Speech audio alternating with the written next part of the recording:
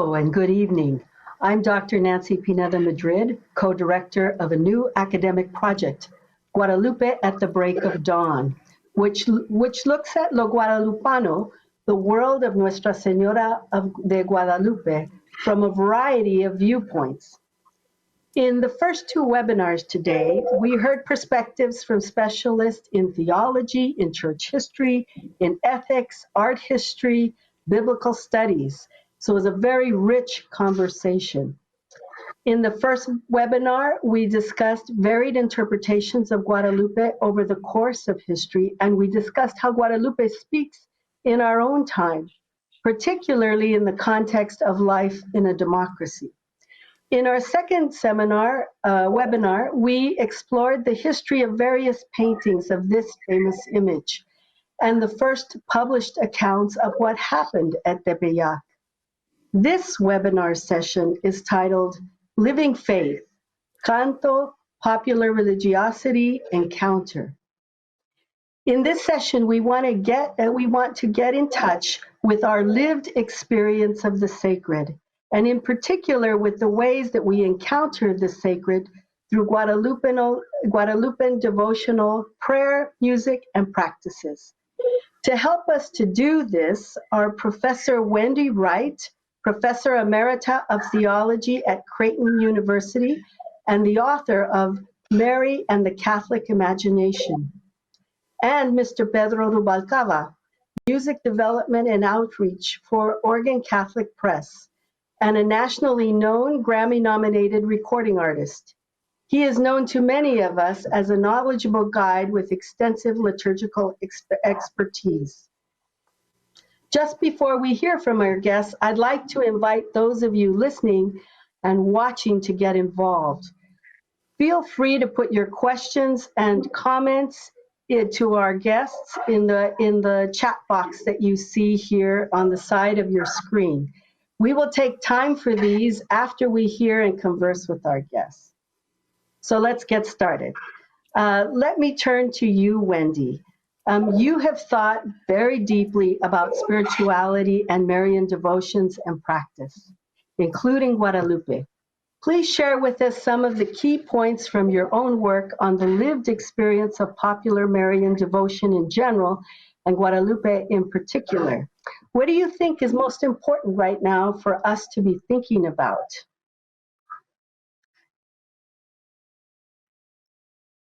A little about Wendy, we can't hear you. Okay. No, you're good. You're good. Go ahead. Okay. Can you hear me now? Yes. Okay. Yes. I'd like to start with telling you about my sabbatical project of some time ago, of several years ago.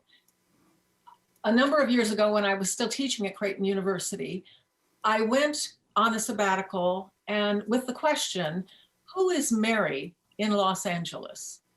Los Angeles, the great archdiocese of Los Angeles, of course, is the most diverse Catholic diocese in the world. It is a microcosm then of the global Catholic community. And so discovering who Mary is in the archdiocese was a discovery of the global Marian experience. But because it is Southern California, Guadalupe is also very, very much represented.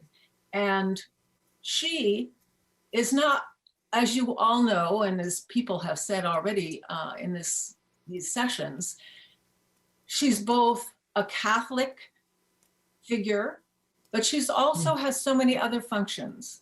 She spills outside of the Catholic world, but she also is deeply identified with Catholicism and with Mary, and we can talk more about that.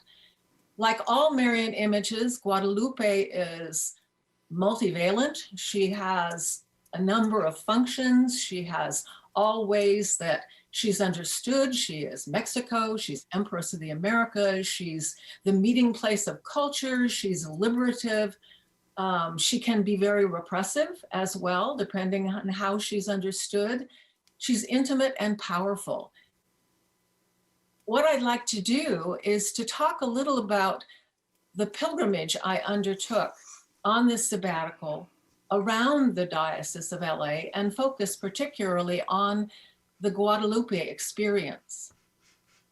Because I'm a historian of Christian spirituality, I come at this question and these questions thinking about how human beings involve themselves in a life integration process that is directed toward and gathered up into an experience of the divine.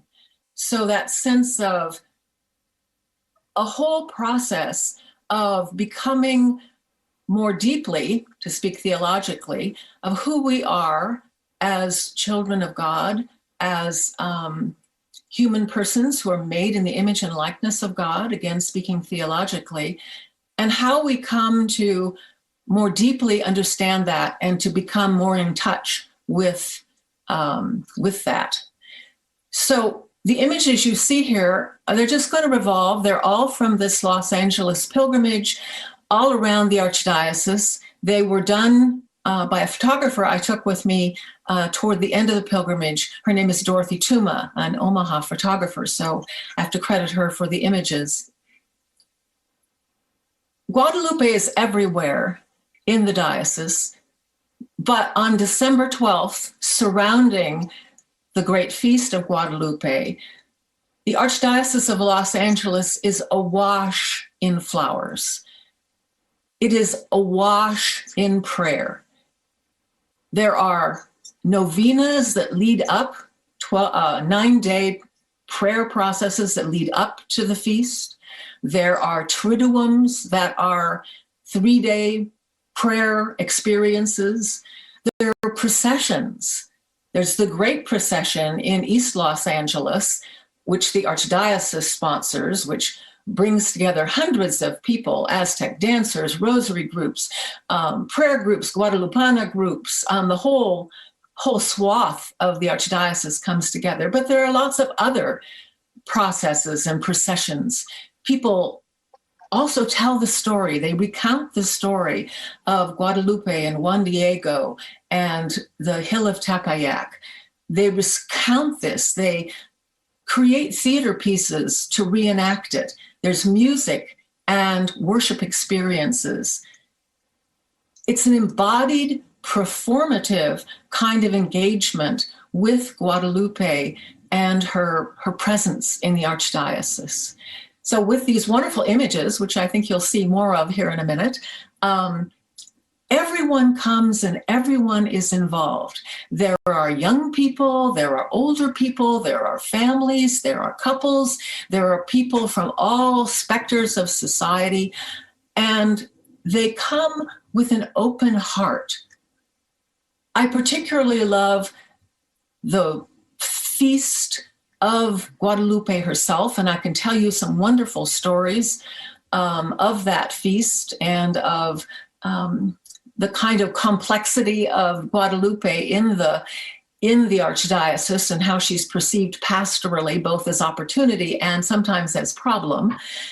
But my favorite is the early morning, Las Mañanitas, the gathering that people do before dawn to awaken the Virgin. And the mariachis, every mariachi in the whole Southern California area is involved in this. People are gathered, they're praying, they are singing these songs.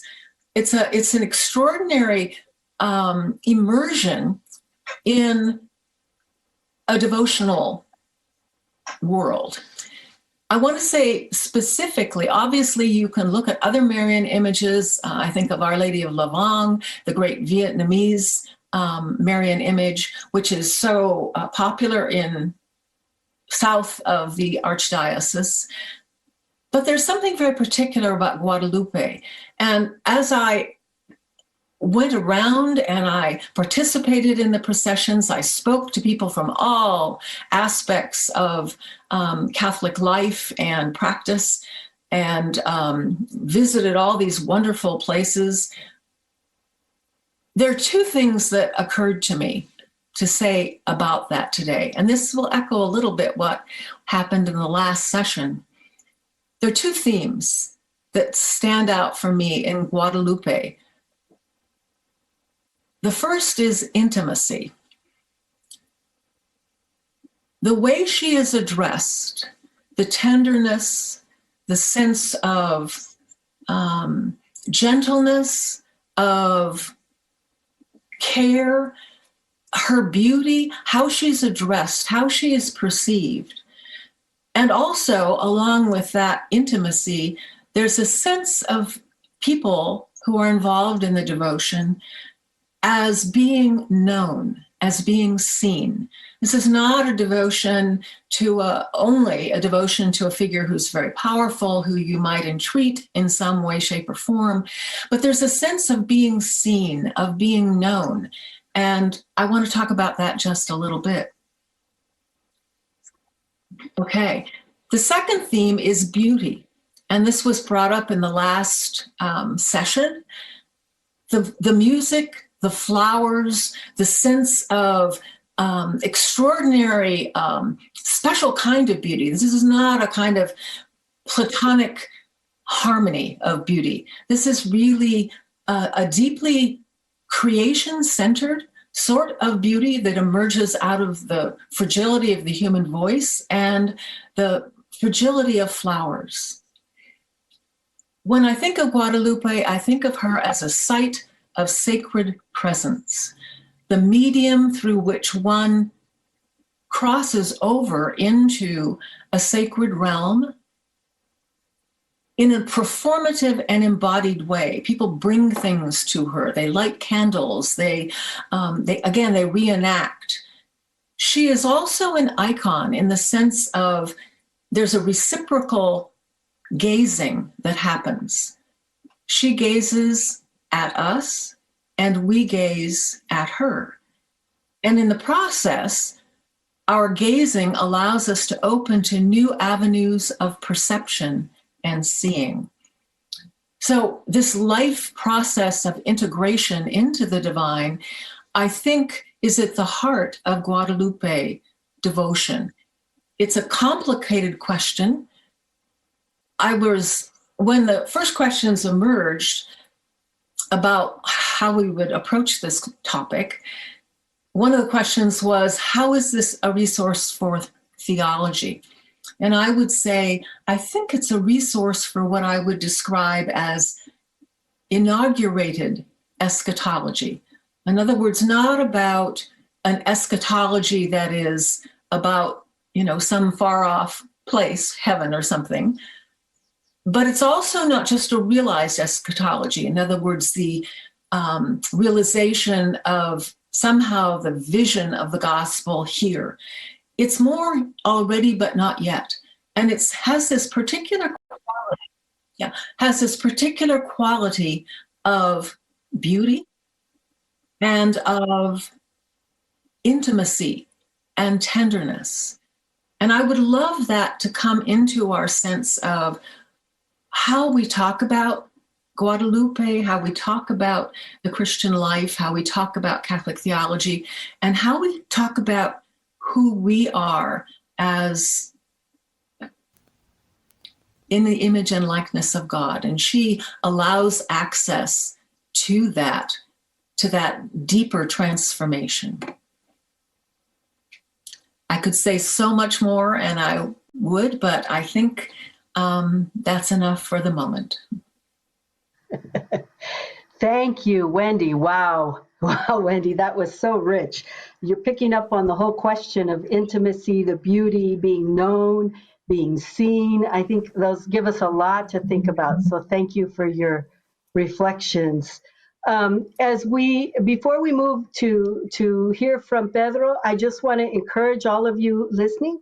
If you have questions or comments that were stirred in you as you listen to Wendy, please put those in the chat box and we'll pick those up at the end. Okay, so let me bring Pedro Rubalcava in here. Pedro, help us understand how Guadalupean music and its theological significance has evolved over the centuries.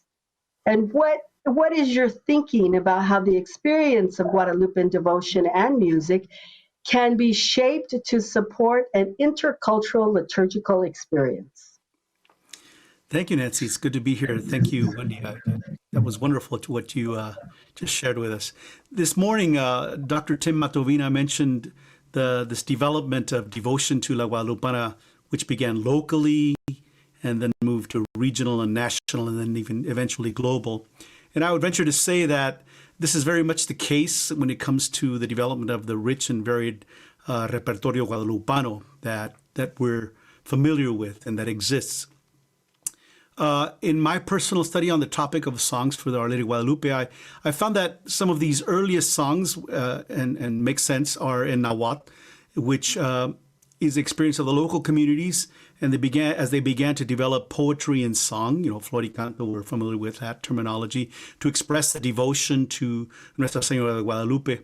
And so it's not uncommon then to imagine that some of these songs may have accompanied dances as well, which we see in the experience then of some of the Aztec dancers or matachines, perhaps at our parishes or in our diocese for the Feast of Our Lady of Guadalupe. The song which you'll hear a snippet of, the Nepatepantzin, tells the story of the apparition and the encounter of Our Lady of Guadalupe to Juan Diego. So let's listen to a bit of that right now.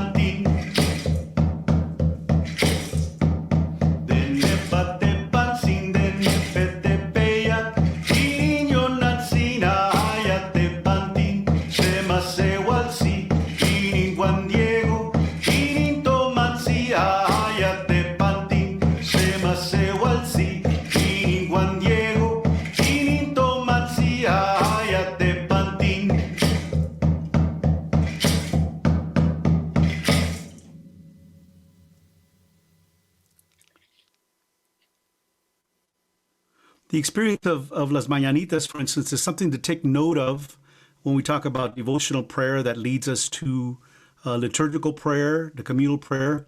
And in a sense, it's a highlight of personal and familial and communal popular devotion, a place where Lo Guadalupano sees no boundaries between the secular and the religious, perhaps, or better said, where they are united.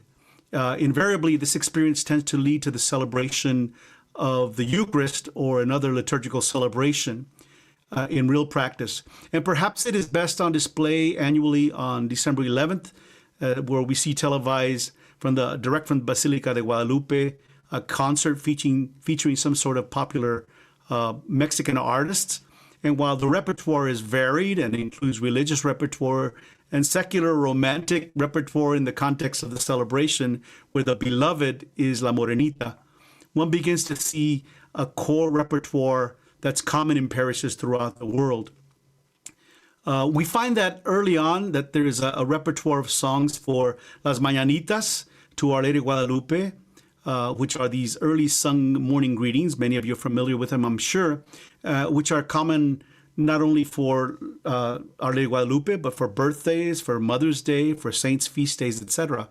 Buenos Días, Paloma Blanca, also known as Las Mañanitas Guadalupanas, very common, which means the good morning white dove, is considered one of the most popular songs for Mañanitas, and here's a sampling of that song.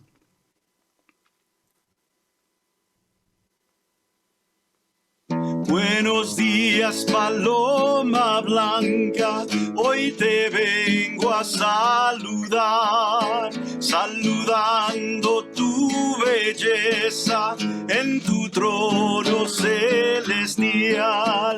Eres madre del Creador y a mi corazón encantas, gracias te doy con amor. Buenos días, Paloma Blanca. Niña linda, niña santa, tu dulce nombre alabar, porque eres tan sacrosanta, hoy te vengo a saludar, reluciente con sencilla y sin mancha, qué gusto recibe mi alma. Buenos días, paloma blanca.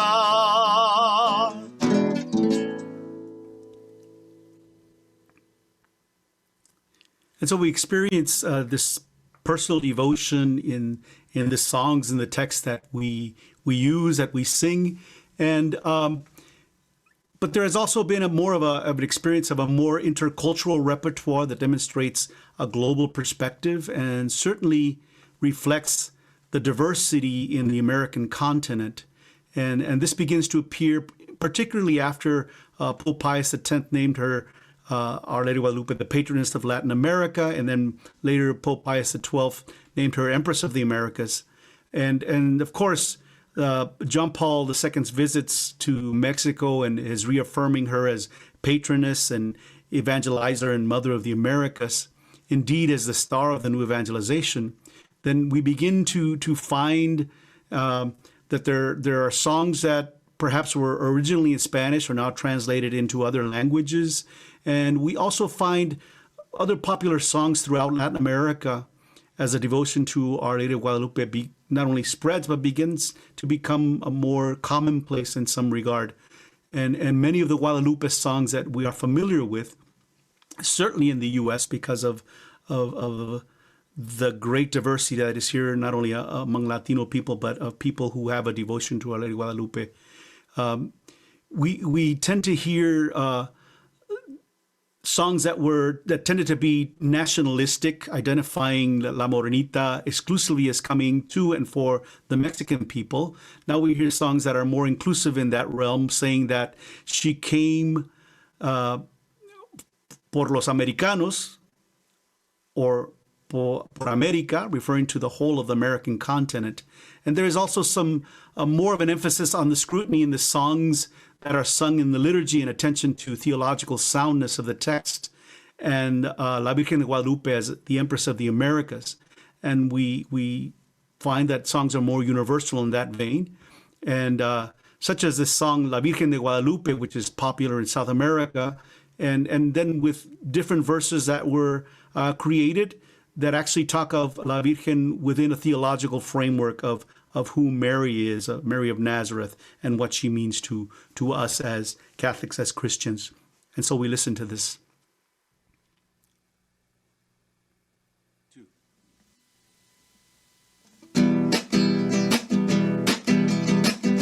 La Virgen de Guadalupe, estrella de la mañana, ojos negros, piel morena, mi virgencita americana, protectora de los pobres, crisol de todas las razas, transformaste a nuestra tierra en continente de esperanza, toda vestida de sol, con la luna a tus pies, coronada de estrellas, las tribus de Israel, preñada del hombre nuevo, ciudad santa de Dios, arca del testamento, madre del Redentor.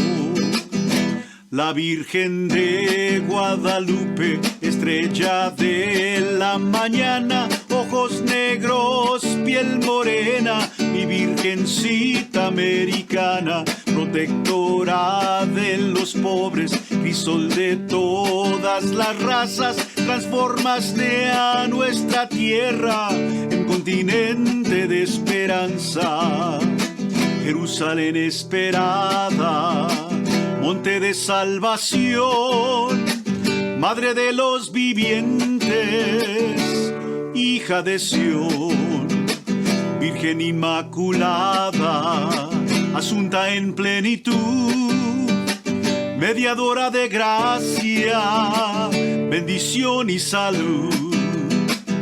La Virgen de Guadalupe, estrella de la mañana, ojos negros, piel morena, mi virgencita americana, protectora de los pobres y sol de todas las razas, transformaste a nuestra tierra en continente continente de esperanza.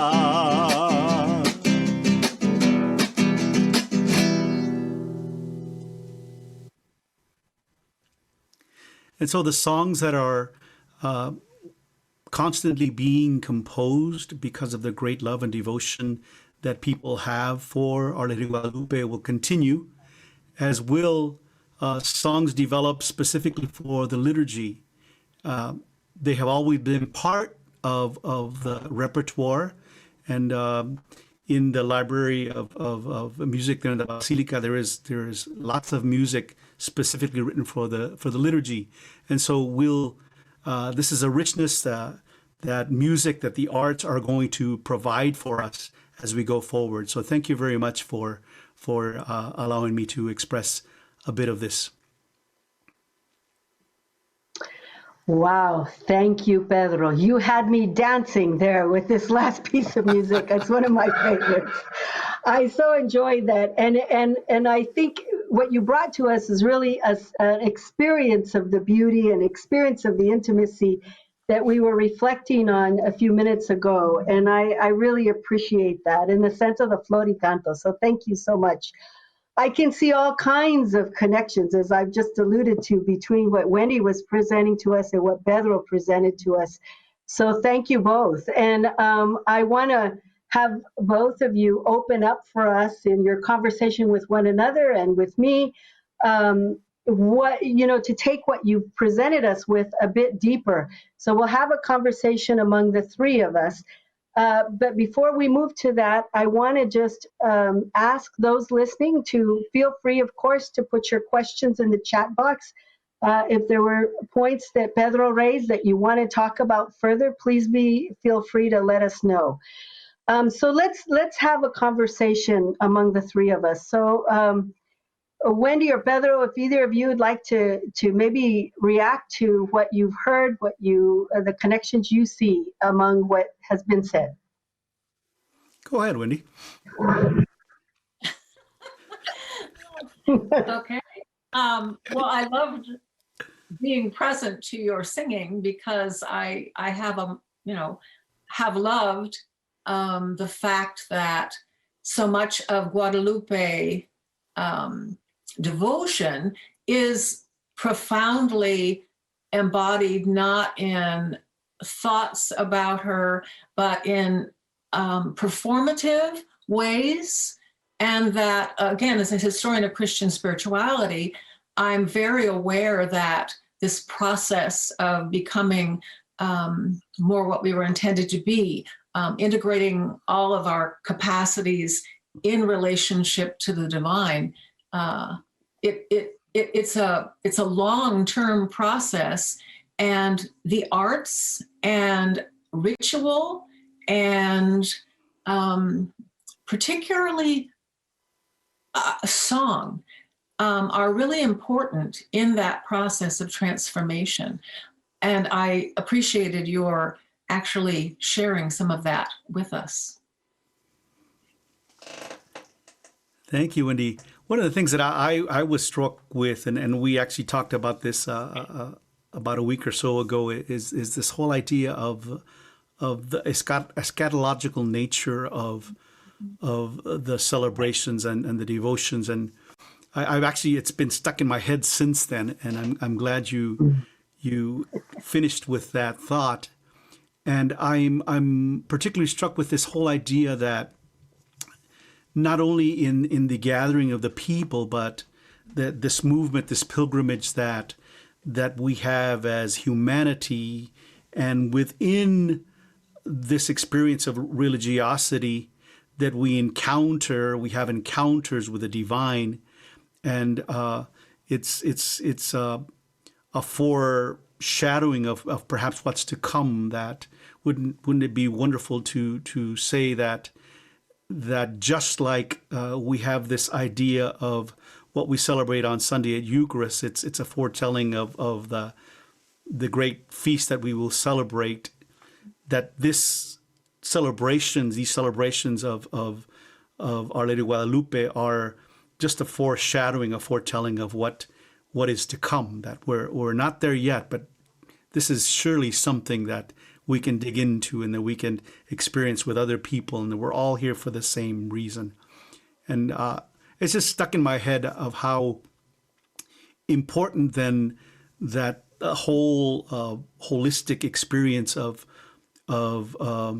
bringing flowers, of the images of families dressing up their children as Juan Diegos, as people bringing their dance, and places where I've been in celebrations like in Amarillo, Texas, for the Dasa celebration, and it's 30 degrees out and people are half naked. Well, they're not half naked, but they're cold, but they're still giving their all, and they're dancing, and I've always been just humbled by this experience of how people come to give of their all, especially at this feast, especially for Our Lady of Guadalupe. Yeah, I think the eschatological, as I was reflecting earlier, which was, a week ago, we had this conversation when I was asked to consider, I had really done this pilgrimage as a Marian pilgrimage, and Guadalupe is very much a part of it, but it was not the focus. And then I turned to what she offers us, and it was the intimacy and the beauty in this particular way. And it did occur to me that we tend, and again, eschatology, can be conceived as something that is just about the last times, or something that's, a long way away, or, and yet this idea of an inaugurated eschatology, that we can taste it here, but it also has a fullness that we don't yet, are not yet able to realize, and that it takes place with intimacy and this particular kind of beauty. It's justice obviously is involved in this, but it's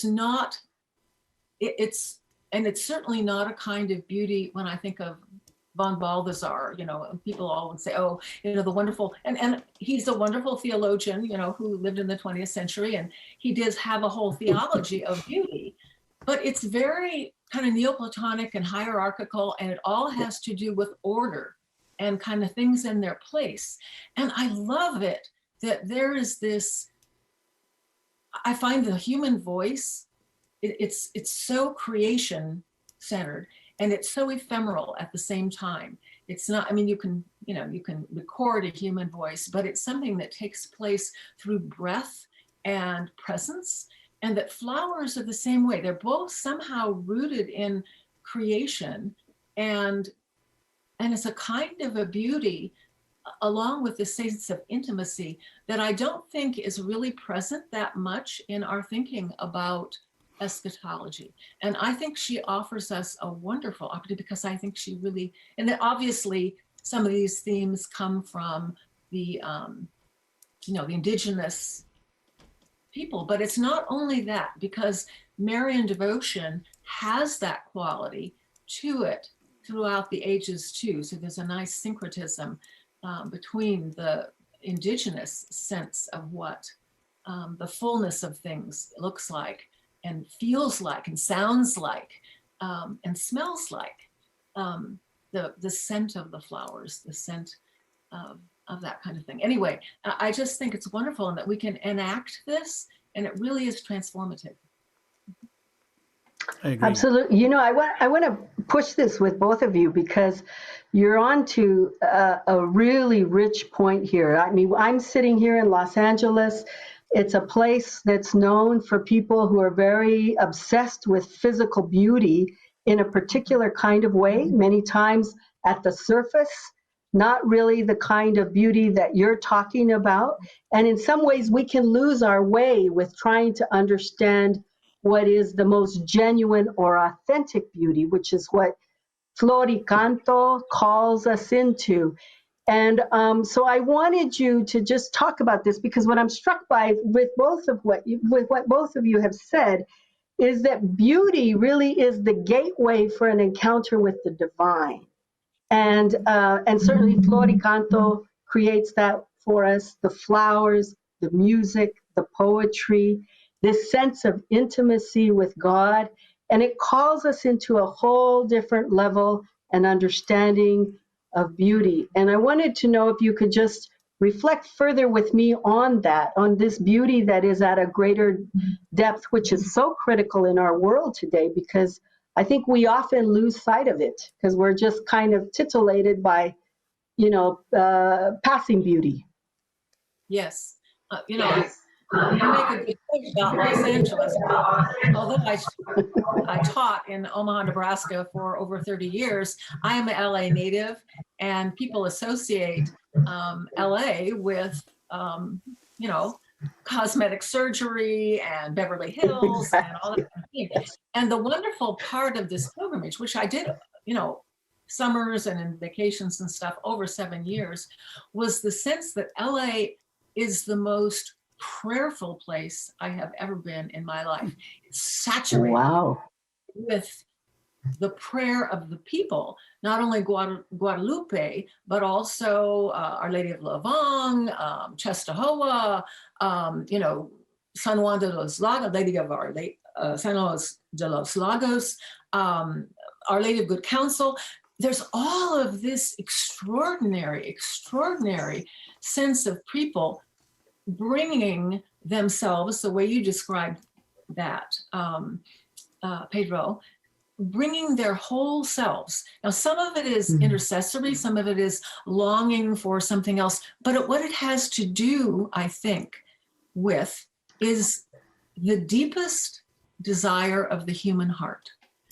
And that the deepest desire of the human heart, if we can get down to it, if you can peel through the layers of our, the way that Thomas Merton talks about the false self down to the true self, peeling away the layers of our learned expectations of what it is to be a person, deep in the longing of the human heart is this, it recognizes in this devotional space its truest self.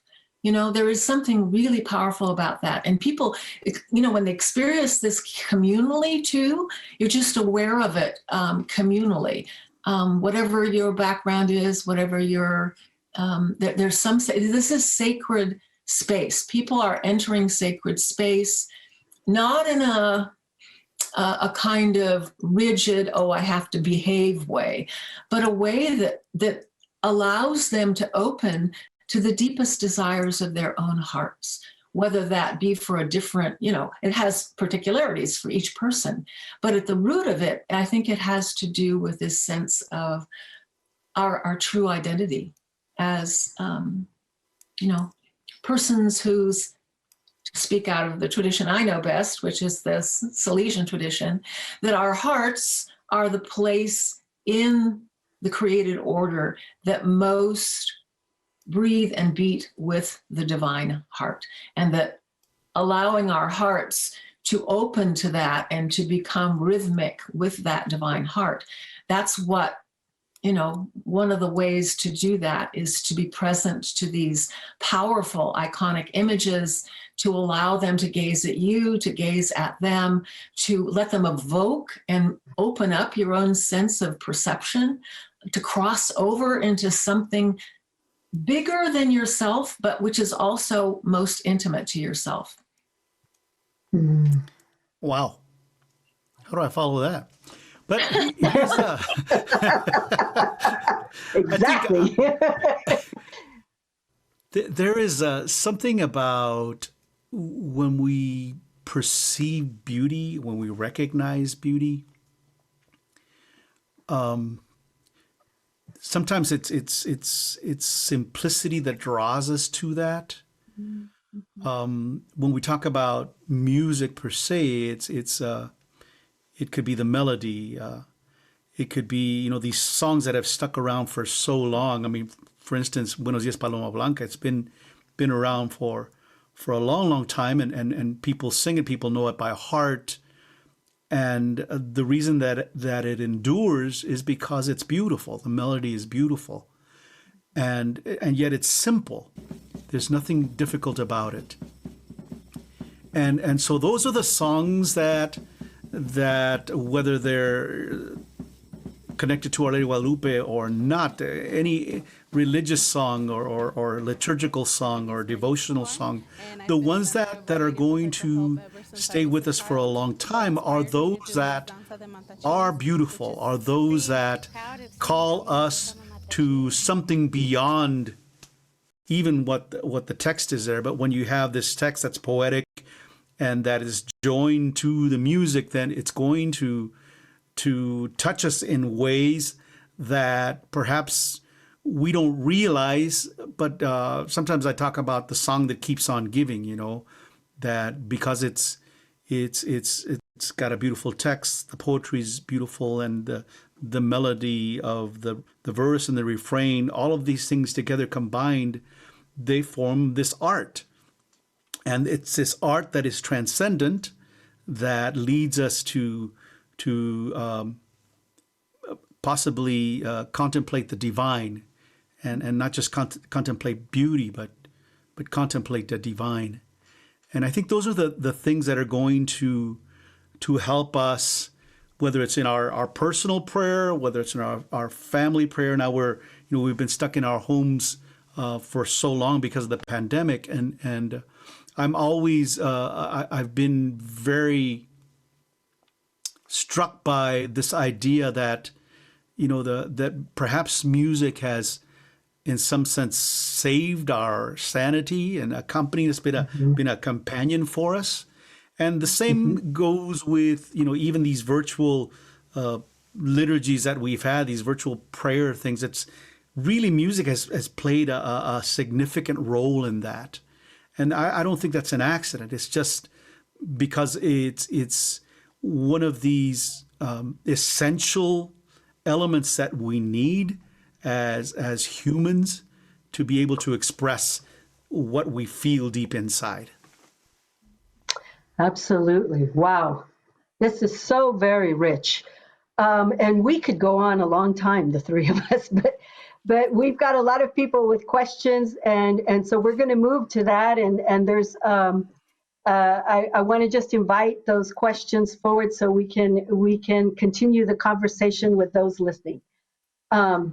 So the first question, Pedro, do the different musical styles of Guadalupean music have different kinds of a different kind of a spiritual message and different theologies? I mean the música misma de los cantos, no la letra. That's what was posed here for you. Yeah. Please. Yeah, I definitely so. I mean, I think one of the things that I've learned over the years of particularly, back in when I was younger, I thought the only music there was Mexican music, and so, but then you go into, and then I encountered, the Puertorriqueños, Boricuas, and all these other different cultures that spoke Spanish as well, and they brought a different sensibility. I think there are songs that are they're crossover songs, and people make them their own.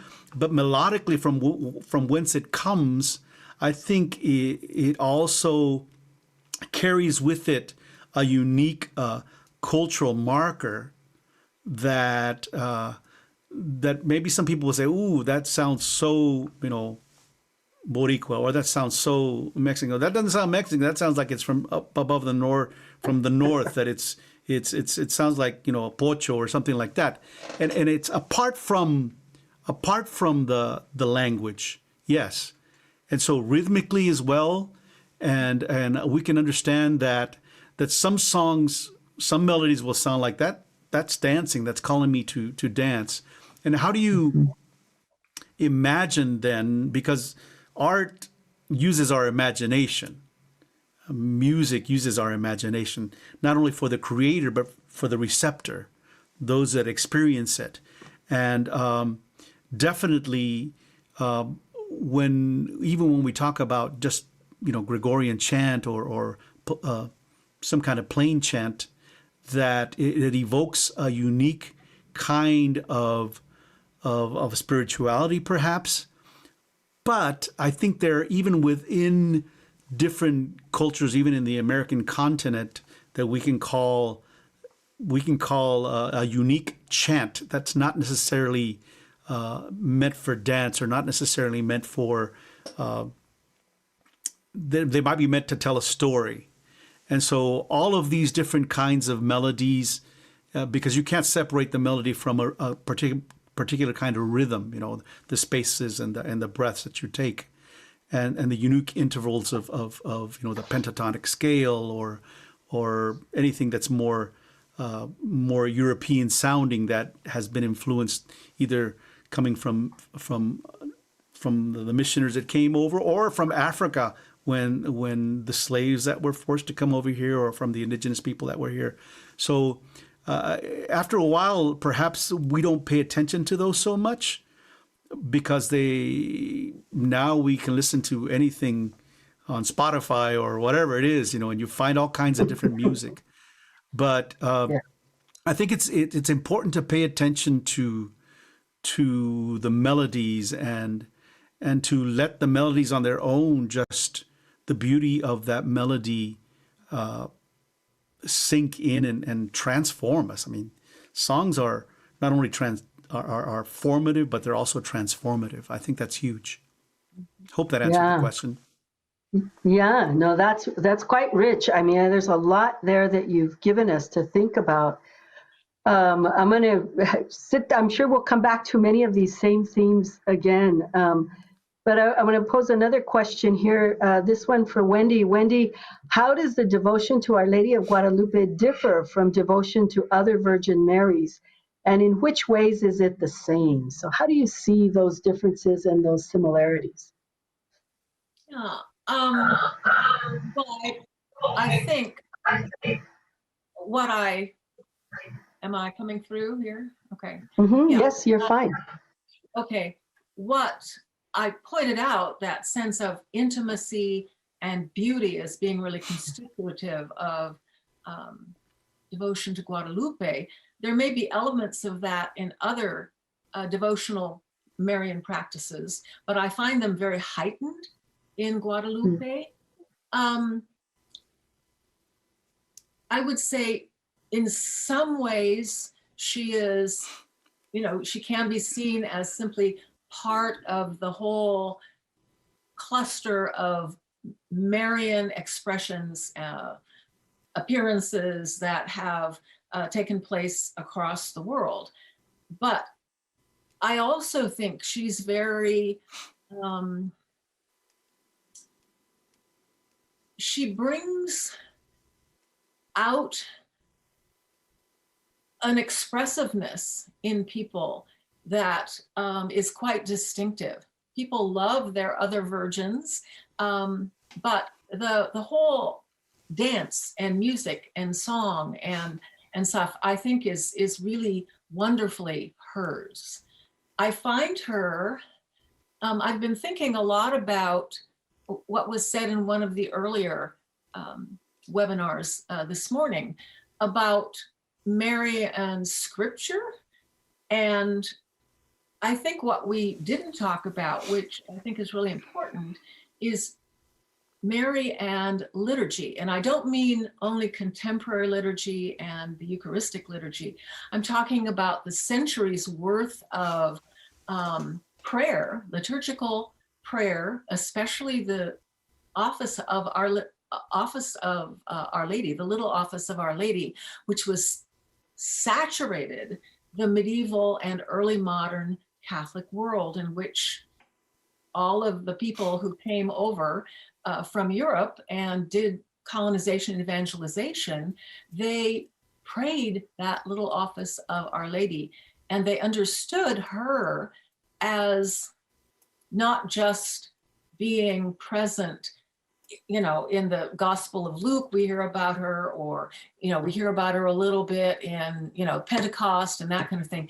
They read the scripture from a very, very early time as Mary being read as wisdom.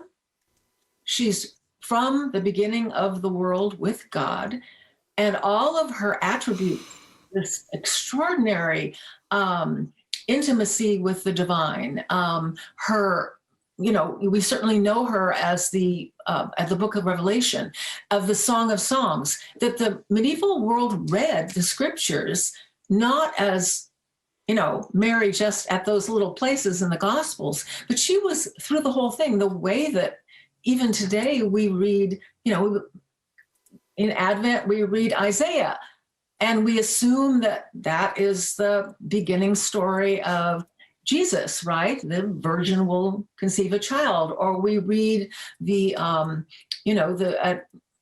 Good Friday, you read the Psalms that, talk about my bones are, and we know that that's the way that the early Christians read the scriptures. And I think there's a real lost piece that they also read this Marian presence from the very beginning, that we really have lost that. I'm referring to a wonderful book called Mary and the Art of Prayer by medieval historian and scholar Rachel Fulton Brown. It's a new book in which she has documented this exhaustively. It's one of those books that, is like exhaustive scholarship. But I think for me, that the Marian piece, that Guadalupe holds pieces that all the Marian appearances and titles do, that come through the centuries and are linked through the liturgy and linked through prayer over the centuries. We talked a little bit about her as the woman in Revelation, but those are not random things. Nobody went back and said, oh, I think that I'll stick this in to make this legitimate. It's part of the tradition of prayer that we have tended to ignore. And I think Mary, all of her forms, and Guadalupe in a particular way, captures some of the wholeness and the magnificence of Mary as present and as allowing us to encounter the divine because of her own intimacy with the divine. I mean, I have to parse that a lot more carefully to make sense of it, but she's both. She's both, and in some contexts, she's absolutely other. She's patronage of all kinds of things, and she belongs to Mexico in a way that's, kind of almost divorced from her Catholic identity. So sometimes, I don't know if that answers. I went a little bit afar on that one, but I think that we need to look at the whole liturgical piece too, not just the songs of today, but also the way that the centuries have prayed that, and how is she there? She's not just way back in the past in the Gospel of Luke. Yeah, no, that's really helpful. Thank you, Wendy. I'm going to, before we jump on, I'm going to ask Pedro if he wants to respond, because he's done a lot of work on the liturgical traditions. So he may have insights into exactly what you just mentioned. Yeah, one of the things I think that we have actually lost touch with is precisely that what Wendy is talking about, that so often we approach in contemporary liturgy, for lack of a better way of putting it, we approach the selecting music or the texts that are already there, and we don't look at what has come before in some regards. And I'm not talking about devotional music per se, but even just the prayers that were used prior. I mean, like I was reading some time ago about in the 18th century, I think it was Pope Benedict XIV. He had he created some prayers for Our Lady of Guadalupe when they had just constructed the building, the second temple over the original temple. And it was based on Psalm 147. Mm-hmm. And there was music created for all of that, not only just for I would imagine it would be they were the proper, so it was the liturgy itself, but it was also part of what the Liturgy of the Hours contained based on this Psalm 147. So I would imagine that there's music created for that. I read that there was music. I couldn't find the music, but it's archived somewhere. And so I think to be able to gain some understanding of what those sounds were, when we think about the different modes that some of the chants for either Lent, Easter, and all these other seasons are made, I would have to study a little bit more about it, but I would assume that then some of the musics that were created, particularly for the Basilica in Mexico, is beautiful in that regard. And so, what are those melodies? Is the question that I have. What are those the texts that were used? I would have to imagine that they are heavily scriptural, as I noticed. Maybe you noticed too that song I sung, La Virgen de Guadalupe from South America. It's very scriptural, apart from being very theological. Images are there, so I think those are things that we have to pay attention to. Absolutely. Well, thank you both. I just wanted to thank you both. We're kind of needing to bring this conversation, this part of this afternoon, to a close. And we're so grateful to both of you, because you've provided us with such wisdom to think about, and knowledge and insights, and the connections across the ideas that you've shared with us. So clearly, there's a lot more thinking that we need to do.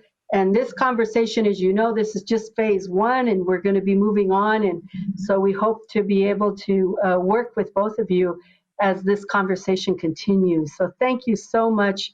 Mil gracias por todo lo que han compartido. Mil gracias. And for those listening, thank you for joining us today. All of our webinars today have been recorded and will soon be available on our website, which is iacs.usc.edu. Be sure to check them out there. And our next event in this project will be in the year 2022, hopefully face-to-face. We want to be doing some parts of the conversation online, but some of it will be here in Los Angeles, we hope, and as I said, face-to-face.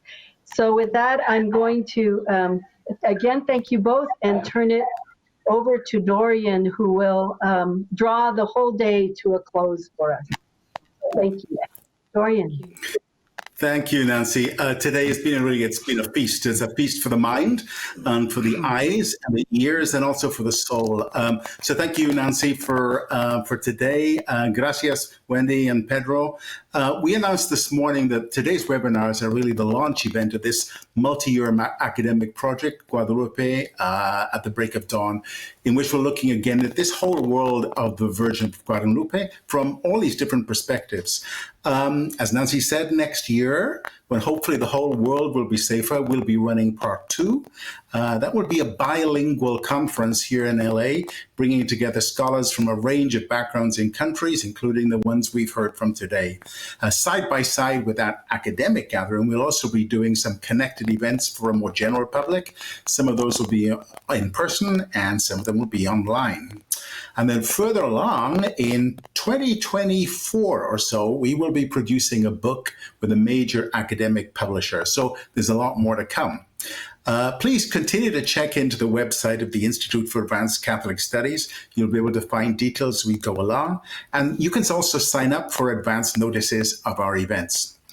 Hasta entonces, gracias de nuevo a todos, sobre todo a nuestros expertos que han compartido con nosotros hoy sus conocimientos y perspectivas. Gracias a ustedes en casa por unirse con nosotros, y que la Virgen de Guadalupe interceda por todos nosotros, sobre todo por los más débiles y necesitados, los Juan Diego de este mundo que es tan frágil, a la vez tan lindo, y que la Virgen nos cobije todos bajo su amplio manto. Thank you all, and we do look forward to seeing you again. Muy buenas noches. But before we go, we're going to leave you with one final song from Pedro, Madre Sencilla y Humilde.